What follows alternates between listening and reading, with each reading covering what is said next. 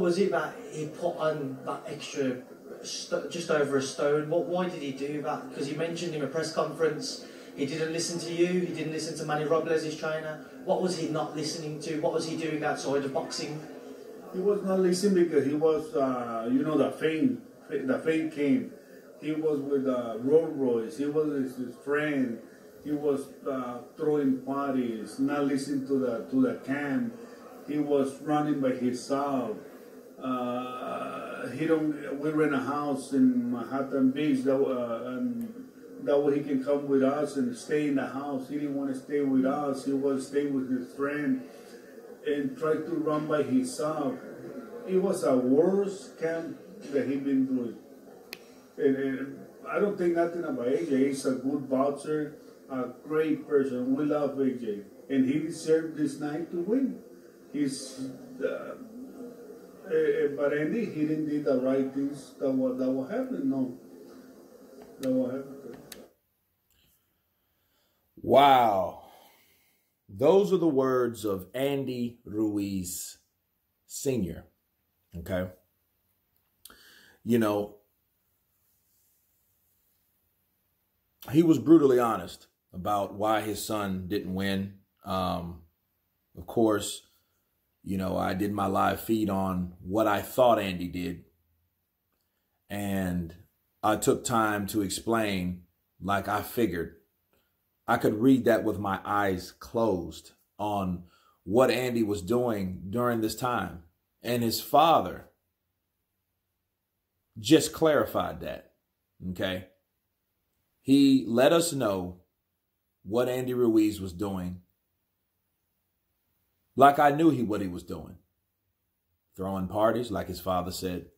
Not really taking training camp seriously, like his father said. Didn't even want to be in the atmosphere of a training mindset. Okay? He wanted to be with his friends. And you know, I think these friends of his weren't his true friends, honestly. I think these were people that came for the ride of fame, the ride, oh, Andy, man, you're the best. You know, they'll kiss your ass, they make you feel good. But they're not helping you supportive-wise. They're making you feel better about something that you're doing wrong. Friends are not like that, people. Friends are the type of people, if they're your true friends, they would give you a hard time about doing something jacked up. Not the opposite. People think, oh, man, he's cool because he understands me. He lets me do what I want to do. No, friends, true friends don't do that. Okay? They tell you, hey, man, look, you can't be hanging around us. No, dude, you're the heavyweight champion of the world. You're the first Mexican heavyweight champion ever. You want to mess that up? You want to stop it right now? You want to stop it only that and hang out with us? You know, true friends would have told him, no, dude, you got to go. You got to go with Manny. Go with your trainer. He's been texting you. He's been calling you. He's been trying to get in contact with you. And you ain't really responded. You've been here with us. I know you've been here with us the whole time.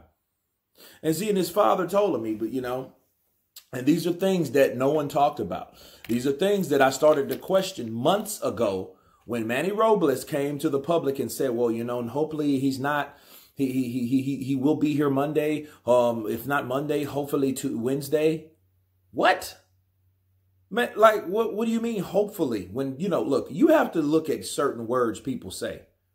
Certain words supposed to stick out at you, especially in the English vocabulary. Okay, how people try to explain something, hopefully. Instead of, what about definitely? How about, okay, he'll be here Monday for training camp, bright and early. But, you know, you can tell someone like Manny Robles, he's not, some people that are honest Abe type fighters, they don't necessarily feel comfortable lying. That's why he said, like, well, hopefully we can get him in the training camp. If not by Monday, hopefully by Wednesday. You know what I mean? Because he didn't want to really let people know certain things. Okay.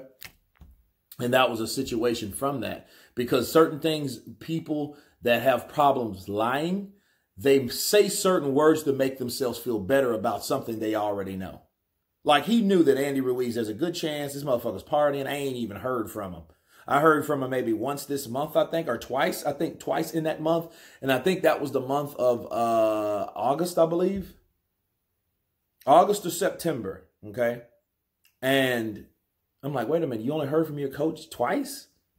That don't seem right if you're supposed to be taking all this extensive time to train, to get yourself where you need to be so you can be even a more vicious animal than you were before when you upset the unified champion of the world at the time. So those are the type of things that I heard Robles say so he wouldn't lose face on his own conscience. You see what I'm saying? Hopefully we can get him back in the ring, because he knew we're not going to definitely. If he said definitely, he would have felt bad about saying that, So he said it in a way that, okay, hopefully. So he knows when Andy don't show the fuck up for training camp because like we want him to, like I told the public, hopefully, because I had a suspicion that he won't be here when we want him to be here or when we need him to be here. And you heard his father to drop the ball, people. His father said this was the worst training camp that he's had. So that tells you something. Let's backtrack. He trained with Freddie Roach. He trained with Abel Sanchez. And Freddie Roach, noticed that when he was smaller, he was not as effective. But then we thought he was going to be small. Okay.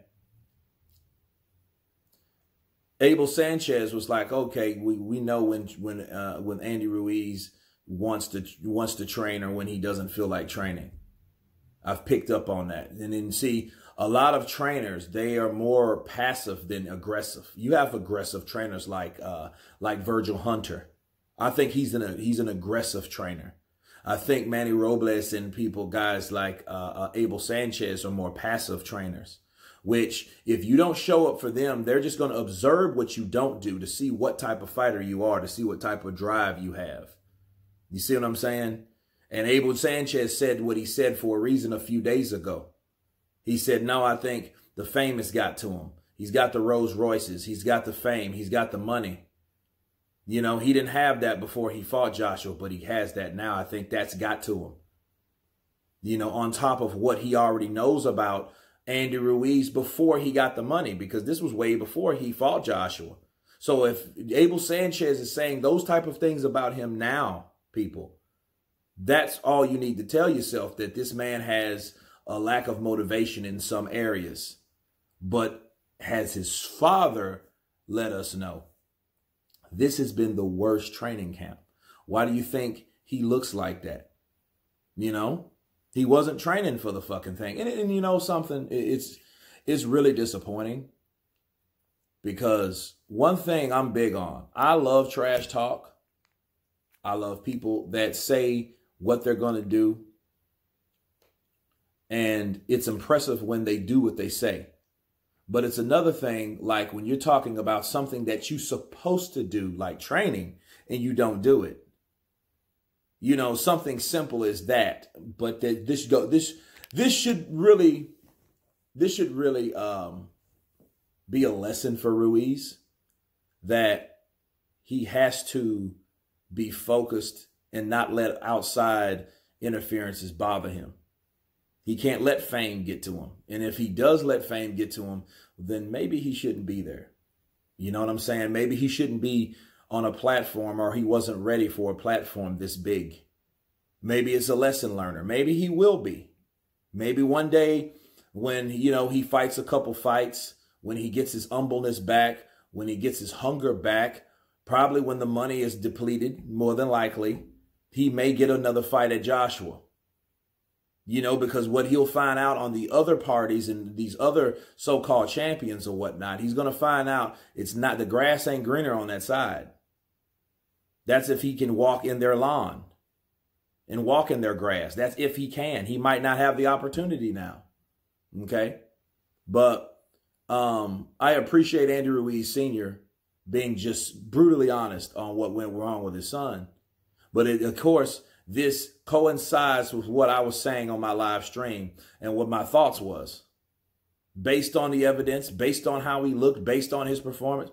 No, he wasn't training the way he should. So the next question is really what and how much time did he really spend in the gym? And he really took time to prepare for that fight.